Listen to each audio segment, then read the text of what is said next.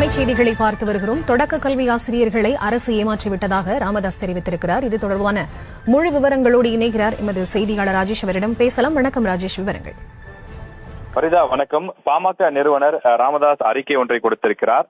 அதில் பேச்சு என்ற பெயரில் ஆசிரியர்களை அரசு ஏமாற்றிவிட்டது, நியாயமான கோரிக்கைகளை கூட நிறைவேற்றவில்லை என்றும் அவர் குறிப்பிட்டிருக்கிறார். பழைய ஓய்வூதிய திட்டத்தை செயல்படுத்த வேண்டும், சம வேலைக்கு சம ஊதியம் வழங்க வேண்டும் என்பன உள்ளிட்ட பல்வேறு கோரிக்கைகளை வலியுறுத்தி டிட்டோ ஜாக் எனப்படும் தமிழ்நாடு தொடக்க கல்வி ஆசிரியர் இயக்கங்களின் கூட்டு நடவடிக்கை குழு இன்று ஒரு நாள் வேலை நிறுத்தம் மேற்கொண்டிருக்கிறார்கள். ஆசிரியர்கள் தங்களின் கோரிக்கை